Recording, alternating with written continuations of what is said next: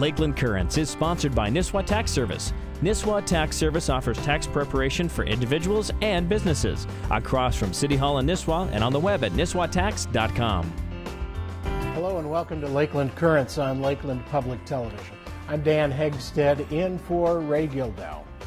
Today's program, moving Canadian tar sands and Bakken oil to market, the Minnesota Connection. We have three guests. On the far end of the couch is Richard Smith. He is with the Friends of the Headwaters. He's a noted photographer. His work has appeared in National Geographic, Smithsonian, Audubon, many other publications, and he's produced 5 books on nature and landscape photography. Next to him, Kevin Pranis. He directs the organizing program for the Laborers International Union of North America in Minnesota and North Dakota. Previously, Kevin worked out of the union's Washington, D.C. headquarters, managing research and growth programs focused on critical transportation, water and energy infrastructure. And to my right is Scott Lucas from the Brainerd office of the Minnesota Pollution Control Agency. So we have a lot of expertise on our couch today, and so we are going to learn a lot. Little history lesson. Back in 1953, geologist J.W. Norquist, this is back when men went by J.W., so it's back a ways. He was doing work in western North Dakota. He discovered underground formations near Tioga, North Dakota, and on the farm of Henry Bakken. And he named the formation the Bakken formation. That covers about 200,000 square miles, mostly in North Dakota, but also in Montana, Manitoba, and Saskatchewan. Now, for the most part, that oil has been pretty difficult to recover. They've been working at it on and off for decades, but the new technology of fracturing or fracking and horizontal drilling has made that oil recoverable. And mostly since 2000, so about the last 15 years, it's been really booming. Estimates of the total amount of oil in the Bakken Formation range up to 25 billion barrels. The amount recoverable may be about half of that, depending on who's measuring. In April 2013, a report from the U.S. Geological Survey said the ultimate recovery would be about 7.4 billion barrels. By the end of 2010, production reached 458,000 barrels a day, which is more than the current pipelines can handle. So that's been about 5 years since they reached the capacity of the pipelines. In November 13, the U.S. Energy Information Administration was saying that ultimately production would exceed 1 million barrels a day, so about double what they're currently producing. North Dakota surpassed California in oil production in December 2011, and in March 2012 overtook Alaska in oil production. North Dakota is now the #2 oil-producing state in the country. Texas continues to be #1. And as of 2013, the Bakken produced more than 10% of all U.S. oil production. Now, in July 2013, a train carrying Bakken crude to a refinery in New Brunswick crashed in Quebec, and that killed 47 people. In November 2013, the Association of American Railroads asked regulators to require most the U.S. tank car fleet, which is about 92,000 cars, to be replaced or retrofitted to make them better able to withstand a crash. More than 9,000 new tank cars are produced in the U.S. each quarter, and shippers now they've asked BNSF to add a dozen trains, over 1,000 cars, to their system. And as of this fall, BNSF has said they cannot add any more capacity. The system is at capacity. And at least for this fall, they would have to wait until another time. So we're at capacity moving by rail or close to it. And Enbridge Energy and its partners have proposed a pipeline from western North Dakota that would run to Superior, Wisconsin. They call it the Sandpiper. would carry 225,000 barrels per day to Clearbrook, Minnesota. And there, that's just west of Bemidji. From there to Superior would carry 375,000 barrels to Superior. Cost $2.6 billion. Energy was to start construction in fall of 2014 and be in service by 2017. And that has now been delayed, and we're discussing how are we going to move all that oil from western North Dakota to wherever it's going to go. And we have the people with, if not all the answers, we have all the questions. So, all right. First of all, we're talking about capacity with the trains. They can only move so much. There's only so many tracks, and so they're looking at a pipeline. One of the things we're not going to discuss is should we be pumping that oil in the first place? That's a bigger question. But we're talking about moving it and how to get it to, they want to move it to Superior. And then it would, I assume, go by ship to the East Coast and other places. So first question is, this was delayed by the MPCA or the Public Utilities Commission, I believe. Okay. First question, where does that stand? What's their next step in the process? And so forth. Let's start with Scott. Yeah, okay. Well, first of all, actually the oil will continue through via pipeline. It won't be necessarily shipped over the lakes, but it would be piped through Wisconsin and down toward in the Chicago area from down south to facilities down in southern United States. So right now we are currently at the last PUC hearing, what was expected to be a parallel process in the department, certificate of need and the routing permit were expected to be decided at the same time. The Public Utilities Commission bifurcated that process. So now we have two separate processes. We have a certificate of need process, which will be determined early next year, and if the project is granted a need certificate, at that point the route will then be determined in a separate process. So right now we're currently on hold doing an environmental review of the Sandpiper and 6 proposed system alternatives. And the system alternatives being it's not necessarily going from Clearbrook to Superior. Perhaps there's another way of getting the oil to where it needs to go, or perhaps we're not taking the short route directly, as Sandpiper's proposed, directly between the 2 points. We're maybe taking a longer way to get there. So the system alternatives is basically longer. Actually, the system alternatives, none of them actually begin in Clearbrook. They begin elsewhere. They begin in Bakken, in the Bakken fields, and proceed to the ultimate destination from there. So those are all being reviewed on a number of parameters. We're looking at, proximity to surface waters. We're looking at proximity, to wetlands. We're looking at proximity to forested areas, maybe state parks, perhaps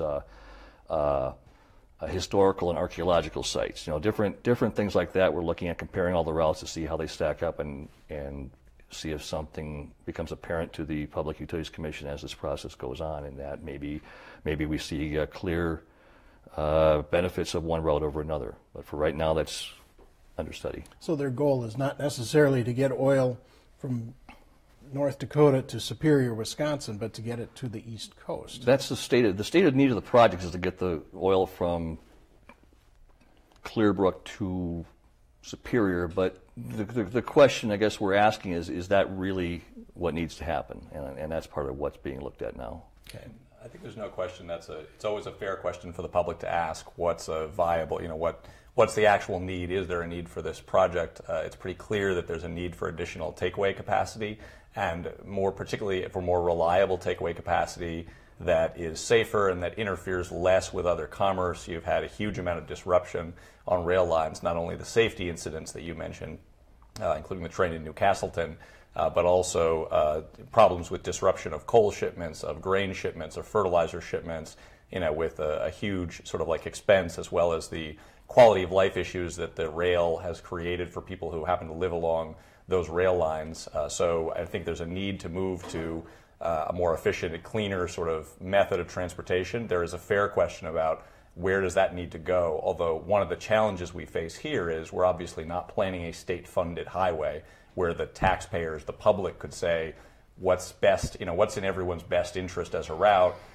we have to look at proposals, from private entities that are putting their own money to build pipelines and where they, essentially, where would pipelines actually get built. So it doesn't do us much good to propose what we consider a better route if, in fact, no pipeline gets built and the rails continue. So that's the balance that the Public Utilities Commission has to strike, is figuring out what's a viable alternative, if there is any, to the proposed route. And Richard, we're looking at several routes. You've got some maps that show, I think, half a dozen different routes to take oil from Clearbrook or Bakken to right. Chicago. Yeah, I mean, part of the process is that the Department of Commerce, you would think that a large project like this, moving hazardous materials, would be under the purview of our Pollution Control Agency and our DNR, but it's not. It's under the Department of Commerce.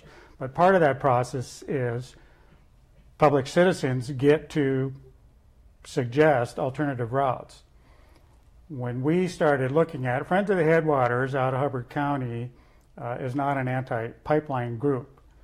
We just think there's a better place to put this pipeline so that northern Minnesota's water resources aren't at risk, especially since this is primarily just a conduit to move oil across the state.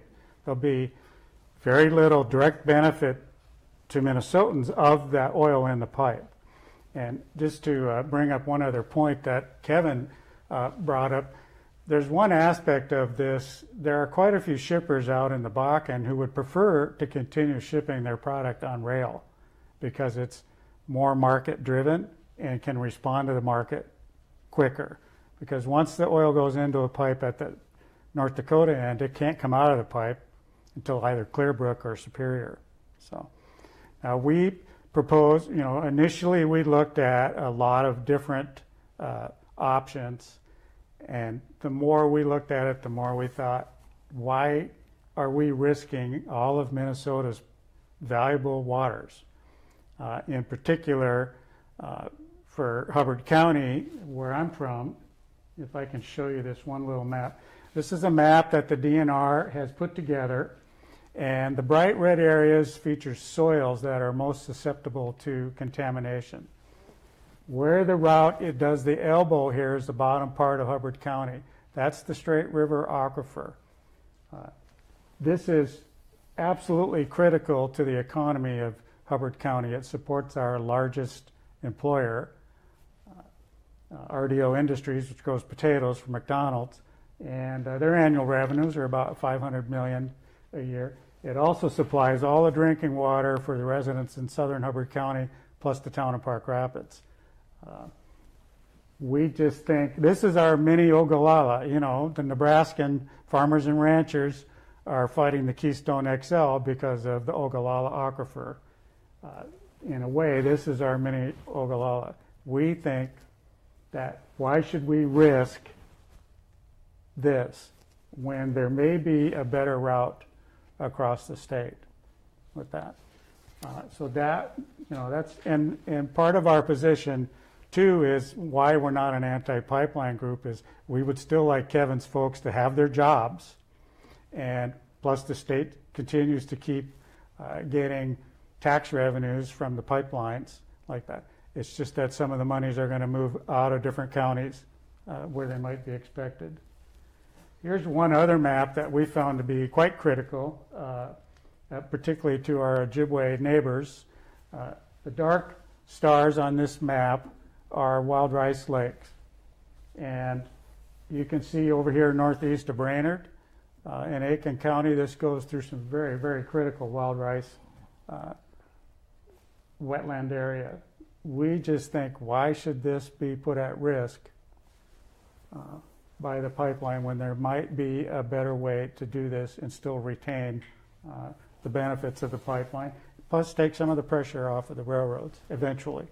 And there are, 6 other proposed routes or possible routes? Is that correct?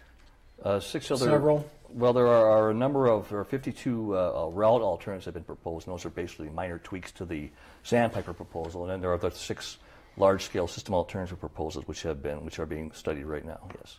Okay. And one of the questions will be, and I think those maps are useful. One of the issues around siting pipelines, obviously, is there are a whole range of resources and sort of considerations, from proximity to sort of like large population centers, or to population, proximity to agricultural land, right? And I think there are good arguments made about the importance of the resources up north, but I think as the process goes, we'll see that there's a lot of folks in southern Minnesota and central Minnesota, farmers and others who also consider that their, natural resources are also important, right? And, it's always challenging to put a pipeline in. I think often the biggest gains that you can get in pipeline siting are from those actual small route alternatives, right? The decision of where to cross a stream, whether to tunnel under a stream, right? Being sort of very careful in the, mapping out of the individual pieces of the route, right, to get around some of these, the wetlands and other issues. And that's what,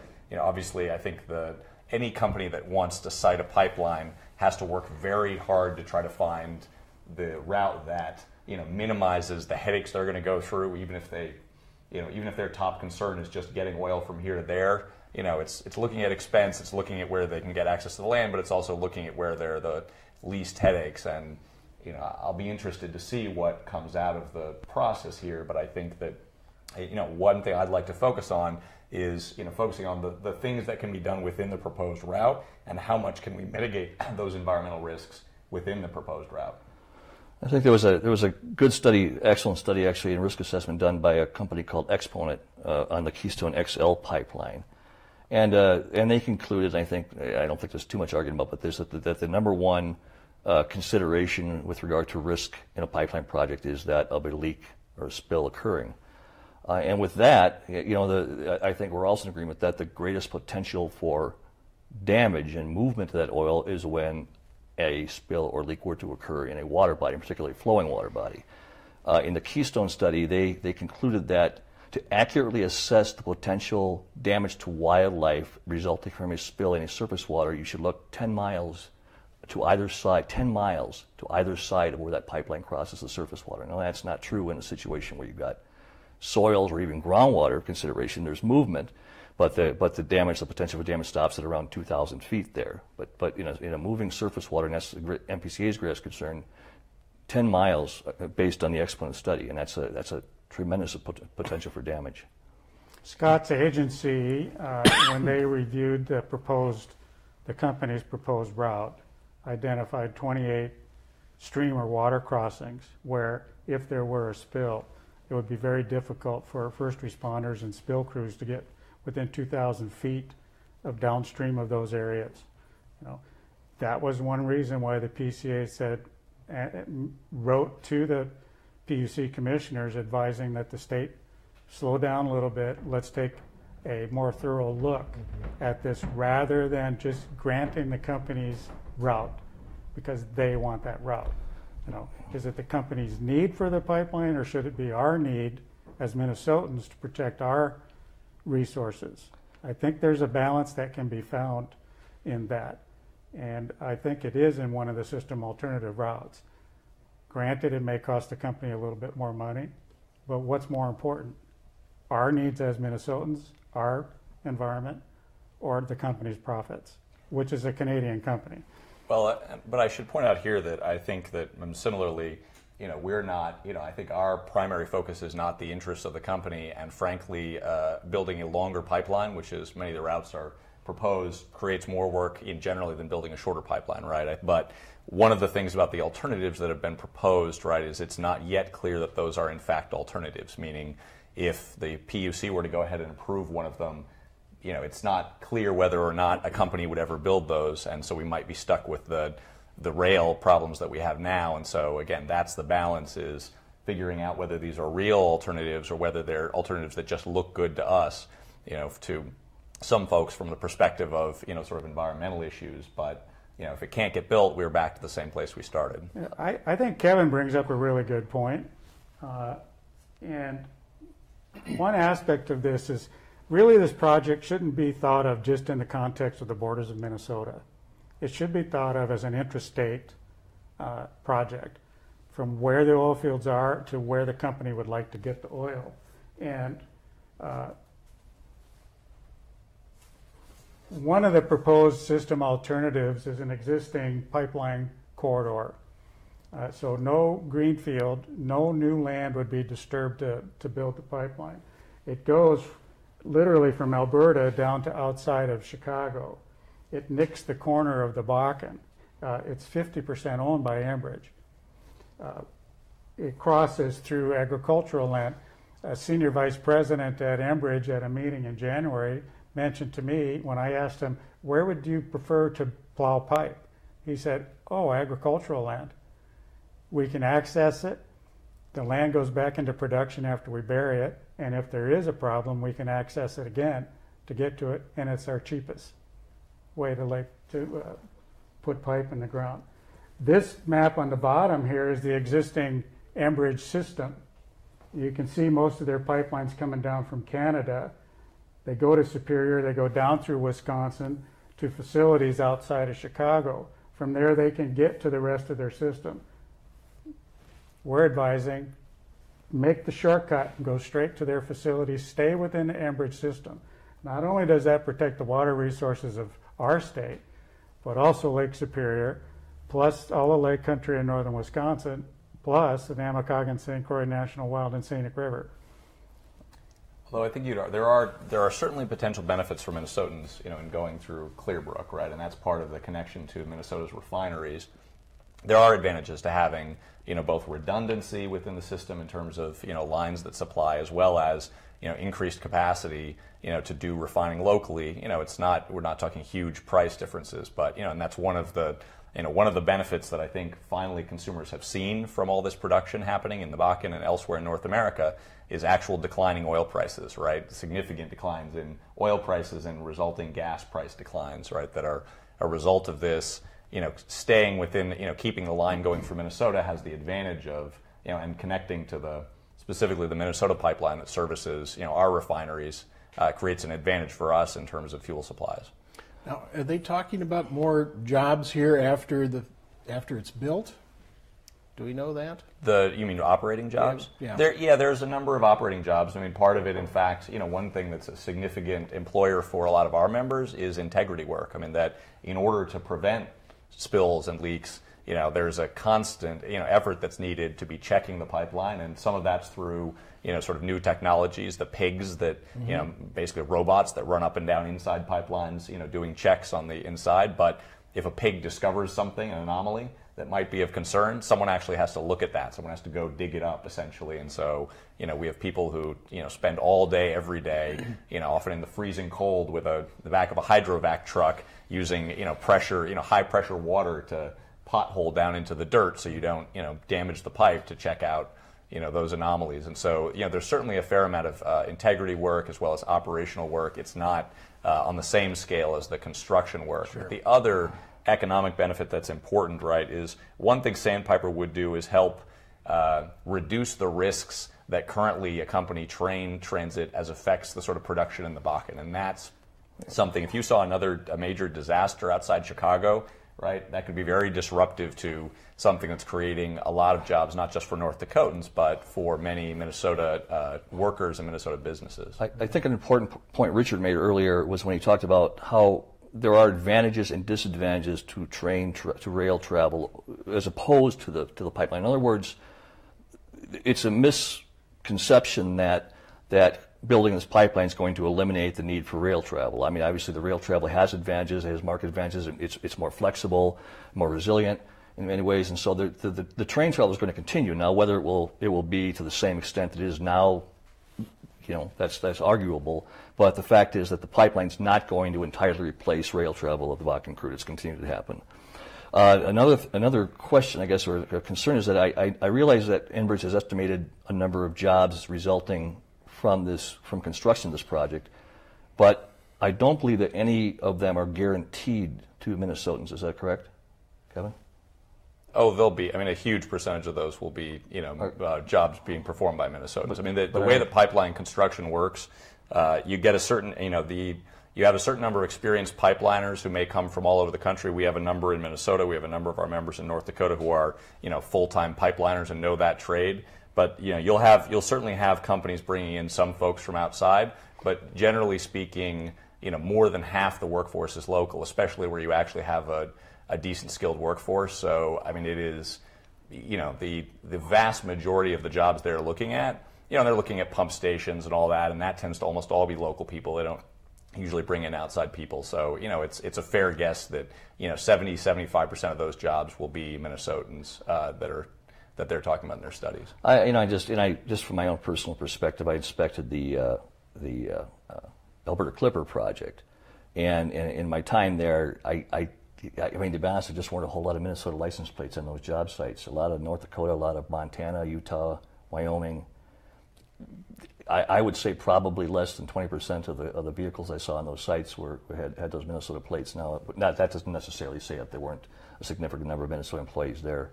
But again, I think we have estimates, and I think we have very well thought, educated estimates as to what the job creation will be. Again, I don't know, and from what I've heard, there aren't any that are guaranteed. In our contracts, when we do work on a pipeline, our contracts provide for at least half of the work to be coming from local folks, and often it's more than that. When you say local, is it Minnesota, or is it North Dakota? Is it this state, the three-state area here? No, for local for us actually means more local than that. I mean, local for us is we have a Virginia-based local, so we're talking Iron Range. Our Iron Range local, when it's going through the Iron Range, will be supplying that labor. I hate to stop us, but the clock says we must. We have actually brought up more questions than we answered, which is probably a good thing. I guess that's the Lakeland Public Television mission. So thank you for being here, Scott Lucas, Kevin Prentice, and Richard Smith. More information is online. You all have websites, and if you're interested, I encourage you to do some more research.